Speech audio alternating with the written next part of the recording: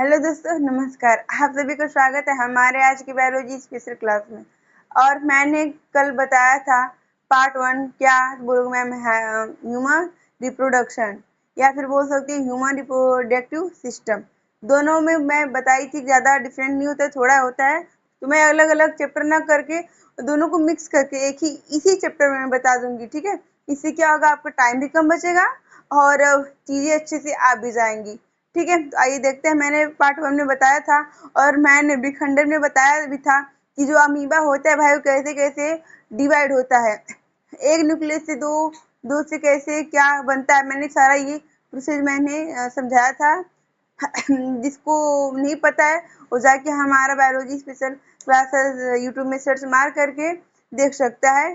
Part 1 जिसका human reproduction का, इसका बोलूँ मैम ह्यूमन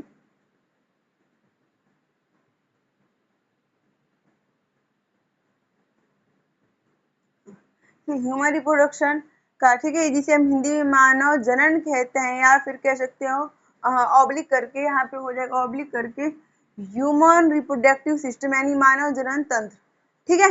आइए देखते, मैंने विखंडन पढ़ाया था। विखंडन में थोड़ा मैं आखिरी वाला बता दे रही हूँ कि विखंडन में मैंने बता रखा था टुकड़ों में टूटना मतलब क्या। विखंडन का मतलब ही देखा, आप देखिए आप लोग इससे समझ सकते हो कि क्या है इसका अर्थ। तो विखंडन मतलब विखंडन यानी यानी दो भागों में क्या होना, विभाजित हो जाना, यानी अलग अलग भागों में टूटना, है ना, टूटना, टुकड़ों में बट जाना, टूटना, ये क्या कहलाता है हमारा मैम, विखंडन कहलाता है। एग्जाम्पल के तौर पे मैंने अमीबा को बता रखा था, ठीक है। अब देखिए, यह दो प्रकार का होता है। क्या, कौन सा, क्या दो प्रकार का होता है बेटा, विखंडन। विखंडन हमारा दो प्रकार का होता है, ठीक है। कौन कौन सा, एक होता है द्विविखंडन, दूसरा होता है बहुविखंडन। पहला होता है द्विविखंडन, दूसरा होता है बहुविखंडन। अब देखिए, द्विविखंडन को हम बाइनरी फ्यूजन कहते हैं, है ना। द्विविखंडन को हम बाइनरी फ्यूजन कहते हैं, जबकि बहुविखंडन को हम मल्टीपल फ्यूजन कहते हैं, ना।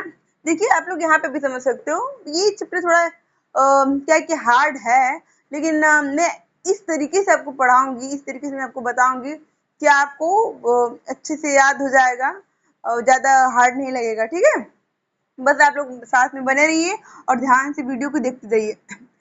द्विविखंडन, ये द्विविखंडन को हम बाइनरी फ्यूजन कहते हैं, ठीक है। मतलब द्विविखंडन का इंग्लिश होता है बाइनरी फ्यूजन, ठीक है। तो अगर एक याद के लिए दूसरा अपने आप पे याद हो जाए। क्यों, बहुविखंडन क्या है, बहुविखंडन, बहुविखंडन को हम इंग्लिश में कहते हैं मल्टीपल, है ना, क्या कहते हैं, मल्टीपल। देखो, एकल को सिंगल, बहु को मल्टी कहते हैं ना। एक जब रहता कहीं भी तो उसको हम सिंगल लिखते हैं, एकल को। अब बहु को हम मल्टीपल कहते हैं, मल्टी कहते हैं, है ना। तो उसी से लर्न कर लो कि बहू का जब मल्टीपल होगा, नॉर्मल सी बात है कि द्विविखंडन का भाई हमारा बाइनरी फ्यूजन होगा, बहुविखंडन का हमारा मल्टीपल फ्यूजन होगा, ठीक है। इतना है समझ। आप देखिए, दूसरे ये हमारा क्या था, पहला था। दूसरा है हमारा खंडन। क्या है हमारा, पहला विखंडन हो गया, दूसरा खंडन हो गया। खंडन को इंग्लिश में हम क्या कहते हैं, तो बोलो मैम, जिसे हम फ्रेगमेंटेशन कहते हैं। खंडन को हम इंग्लिश में क्या कहते हैं बेटा, फ्रेगमेंटेशन कहते हैं, ठीक है। इसमें देखिए, इसमें क्या है, इसमें बहुकोशिकीय जीव पूर्ण वृद्धि करके दो या दो से अधिक खंडों में क्या होता है, टूट जाता है। इसके बाद प्रत्येक खंड वृद्धि करके पूर्ण जीव का निर्माण करता है या बना लेता है ना। देखिए, फिर से ध्यान से देखिए, खंडन को इंग्लिश में फ्रेगमेंटेशन कहते हैं। क्या कहते हैं, फ्रेगमेंटेशन। इसमें बहुकोशिकीय जीव, बहुकोशिकीय मल्टीपल फ्यूजन, इसमें मल्टीपल फ्यूजन यानी बहुकोशिकीय जीव पूर्ण रूप से यानी पूरे रूप से क्या करते हैं, वृद्धि करके, क्या करते हैं, वृद्धि करके दो या अधिक, दो या अधिक खंडों में टूट जाते हैं। यानी क्या हुआ, इसका मतलब समझे। इसका मतलब ये है कि खंडन में क्या होता है, जो हमारा मल्टीपल यानी बहुखंड के जो एक जीव होता है, बहुकोशिकीय जीव होता है, वो क्या करता है, वो वृद्धि करके, क्या करता है, वृद्धि करके एक भी नहीं, दो या दो से अधिक, है ना, दो या दो से अधिक खंडों में क्या होता है, टूट जाता है ना। क्या करता है, टूट जाता है। इसके बाद क्या, किसके बाद, टूटने के बाद प्रत्येक खंड वृद्धि करके। एक खंड देखो जितने भाग में क्या है हमारा ये बहुकोशिकीय टूटा रहेगा, जितने खंडों में बहुकोशिकीय जीव जो है हमारा टूटा रहेगा, उसमें एक जो एक भाग नहीं वृद्धि करता है, जितने भाग में वो टूटा है, सारा का सारा भाग क्या होगा, वो वृद्धि करेगा, न कि एक या दो करेगा। जितने भाग में टूटा है, 10 भाग में अगर टूटेगा, 10 भाग सब क्या करेंगे, साथ में वृद्धि करेंगे। 2 भाग में टूटा है तो 2 भाग में क्या करेंगे, साथ में वृद्धि करेंगे। अर्थात कहने का मेरा मतलब ये है कि बहुकोशिकीय जीव 2 या 2 से अधिक जितने भी भागों में क्या होगा, टूटेगा, है ना, वो सभी क्या होंगे, सभी के सभी भाग वृद्धि करेंगे, न कि एक दो वृद्धि करेगा। यहाँ पे देखिए मैं क्लियरली लिखी हूँ। इसके बाद प्रत्येक खंड वृद्धि, यानी प्रत्येक जितने भी खंड टूटे होते हैं सभी क्या होते हैं, वृद्धि करके पूर्ण जीव बना लेते हैं। यानी देखो टूटेगा तो थोड़ा थोड़ा ही रहेगा ना, हाँ तो थोड़ा थोड़ा ही रहेगा, लेकिन क्या होता है कि टूट करके जितने भी भाग में टूटे हैं सारे के सारे अपना टूट करके एक साथ वृद्धि करते हैं। वृद्धि करने के बाद वो अपना पूरा का जो भी उसका स्ट्रक्चर होता है, जितनी भी संरचना होती है, पूरा अपना बॉडी निर्माण कर लेते हैं, या फिर कह सकते हो कि पूरा अपना क्या करते हैं, पूरा जीव बन जाता है, पूरा जीव बना लेते हैं या निर्माण कर लेते हैं। अंडरस्टैंड आया समझ में? आगे देखिए, ये क्या है, इसे एग्जाम्पल है। इसमें कौन कौन सा जीव है बहुकोशिकीय जो ऐसा करता है मैम? मुझे तो नहीं पता। नॉर्मल सी बातें, बहुत बच्चे होते हैं ऐसे जो बोलते हैं मैम मल्टीपल फ्यूजन में कौन कौन से जीव आते हैं, मुझे नहीं आइडिया है, प्लीज बता दो। तो देखो स्पाइरोगायरा, क्या स्पाइरोगायरा, राइजोपस, यूलोथ्रिक्स, हाइड्रा। इसको तो पता होगा ना शायद आप लोग को, ये ऐसे ऐसे करके निकला होता है, हाइड्रा ऐसे ऐसे होता है, ये हमारा क्या होता है, हाइड्रा होता है। आप लोग पढ़े होंगे, आगे मैं इसको डिटेल में बता दूंगी आप लोग को। देखिए मैं ये जितने भी हैं, इतने स्पाइरोगायरा हुआ, राइजोपस, यूलोथ्रिक्स और हाइड्रा, जितने भी हैं वो सब क्या करते हैं, पहले तो बहुकोशिकीय जीव है ये सभी बेटा बहुकोशिकीय जीव है, मल्टीपल फ्यूजन है। ये क्या करते हैं, ये जितने भी भाग में टूटते हैं प्रत्येक भाग इसका क्या करता है, वृद्धि करता है। वृद्धि करके ये पूरा जीव एक पूरा अपना जीव बना लेते हैं, पूरा जीव का निर्माण कर लेते हैं। ये कौन, ये सारे के सारे, ये सारे के सारे जितने भी हैं, ठीक है। और ईटीसी का तो मैंने बताया था कि एक्सेट्रा होता है, ईटीसी का फुल नेम होता है एक्सेट्रा, एक्सेट्रा का हिंदी नेम होता है इत्यादि, ठीक है। आगे देखो पॉइंट नंबर 3, खंडन पॉइंट नंबर 1, खंडन पॉइंट नंबर 2, मुकुलन पॉइंट नंबर 3, ठीक है। मुकुलन देखिए, मुकुलन को हम इंग्लिश में बडिंग कहते हैं, मुकुलन को हम इंग्लिश में बडिंग कहते हैं, ठीक है। इस प्रकार के जनन में इस प्रकार के जनन में शरीर में एक बाह्य वृद्धि विकसित होती है जिसे मुकुल कहते हैं। यह बड कुछ समय के बाद टूट कर नए जीव का निर्माण कर देता है, किसका, नए जीव का निर्माण कर देता है। अर्थात समझ में नहीं आया तो मैं समझाती हूँ, देखो कैसे। मुकुल को इंग्लिश में पहली बात यह है कि बडिंग कहते हैं। फर्स्ट पॉइंट इज मुकुल को इंग्लिश में हम बडिंग कहते हैं। सेकंड पॉइंट इज इस प्रकार के जनन में शरीर में एक बाह्य वृद्धि विकसित होती है ना।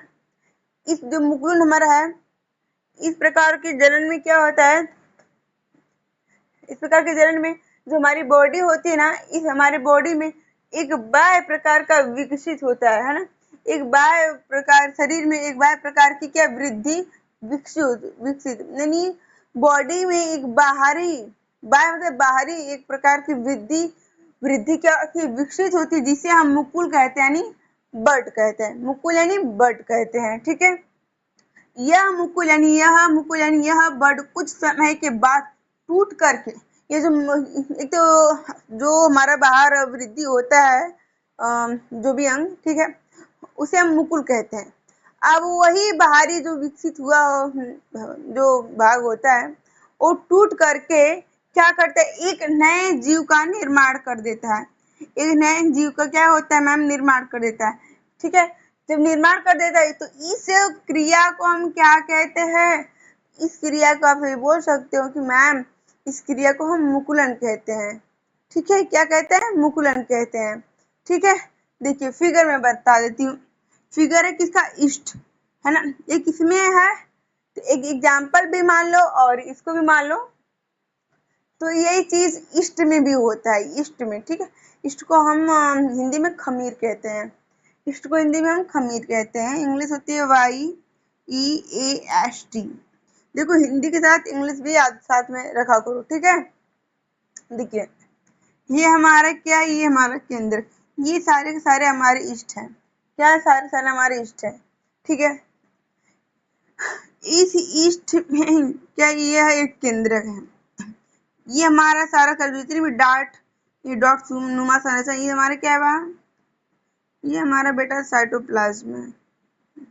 क्या है? साइटोप्लाज्म है। ठीक, ये हमारे एक केंद्रक और यहाँ से जो टूट के यहाँ पे देखो मैं बोली हूँ, ये हमारी पूरी फुल बॉडी यहाँ से ये टूट के एक बाहरी विकसित हो रहा है। क्या हो रहा है? एक बाहर एक क्या है? बॉडी में एक बाहर अंग विकसित हुआ है। ठीक, तो इन दोनों को हम केंद्रक विभाजन कहते हैं। यानी इसमें का क्या है? न्यूक्लियस विभाजित हो रहा है। ठीक, न्यूक्लियस विभाजित हो रहा है तो इसे हम केंद्रक विभाजन कहेंगे। इधर आते हैं, ये देखो एक ये हुआ है, एक यहाँ एक ये हुआ, एक ये हुआ, एक ये हुआ, टूट करके विभाजित हो गए हैं। यहाँ पे देखो यही बॉडी यहाँ पे जब टूट के विभाजित हुए हैं, यहाँ पे किसी को न्यूक्लियस दिख रहा है? ये वाला नहीं दिख रहा है, नहीं दिख रहा है ना। बट क्या है इसमें? देखिए इसमें न्यूक्लियस है। क्या है? इसमें न्यूक्लियस आ गए हैं, आए ना। तो ये क्या है? ये टूट करके एक नए जीव का निर्माण कर रहा है। क्या कर रहा है? निर्माण कर रहा है। ठीक है, देखो यही जो बाहरी अंग है इसे हम मुकुल कहते हैं। यहाँ पे लिखी भी हूँ, ये बाहरी अंग को हम मुकुल कहते हैं। ये जब हमारा निर्माण हुआ तो इसे हम दो केंद्रक, टू न्यूक्लियस कहेंगे, बिकॉज ये 1 ये 2, दो न्यूक्लियस हुआ। इधर देखिए ये जो यही चीज है, सेम यही चीज है।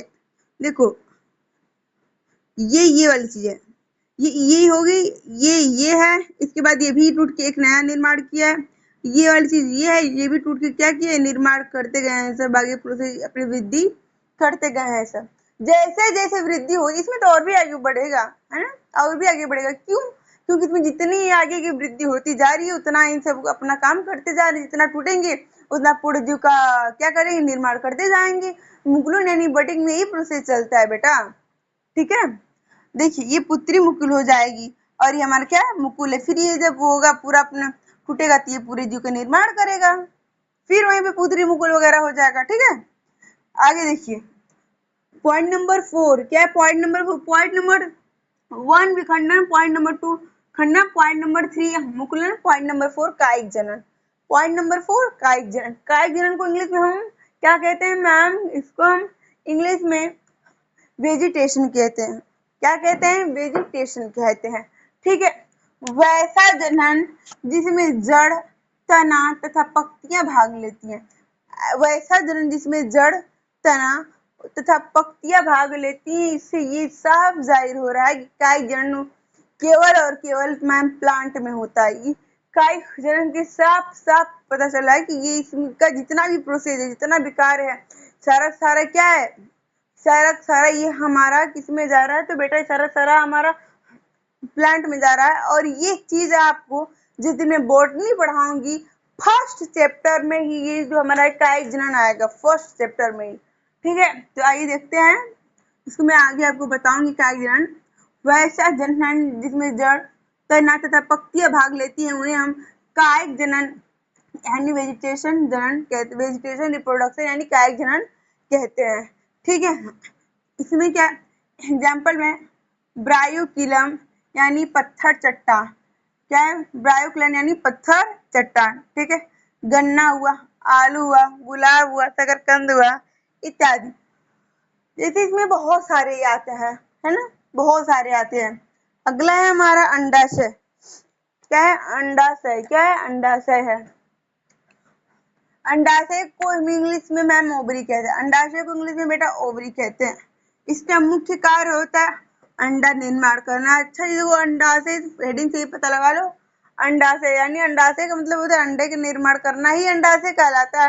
व्हाट इज अंडाशय? अंडाशय की डिफिनेशन बताओ। कोई पूछ दे तो बेटा तुरंत बोलना अंडा का निर्माण करना ही अंडाशय कहलाता है। इसकी मुख्य प्रकार से संख्या 2 होती है। इसकी संख्या मुख्य प्रकार से 2 होती है। अंडाशय प्राथमिक मादा जननांग में होता है। ये क्या होता है? अंडाशय प्राथमिक मेन रूप से किसमें होता है बेटा? मादा जनन में होता है। अंडाशय से 3 प्रकार के हार्मोन निकलते हैं ना। अंडाशय से कितने? तो बोल मैम अंडाशय से टोटल 3 प्रकार के हार्मोन निकलते हैं। कौन कौन सा है? पहला एस्ट्रोजन है, पहला एस्ट्रोजन है, दूसरा प्रोजेस्टेरॉन है, तीसरा रिलैक्सिन है ना। पहला क्या है? एस्ट्रोजन है, दूसरा हमारा रिलैक्सिन है, तीसरा हमारा प्रोजेस्टेरॉन है। ठीक है। अगर आप सभी को ये वीडियो अच्छी लगी हो तो प्लीज लाइक सब्सक्राइब कमेंट करना बिल्कुल ना भूलें और साथ में बने रहें। और जितना हो उतना इस सेशन को अपने दोस्तों के पास शेयर करते रहें। और ये जो ये हमारा 3 पॉइंट है इसको हम आगे वाले वीडियो में डिटेल बताएंगे। धन्यवाद।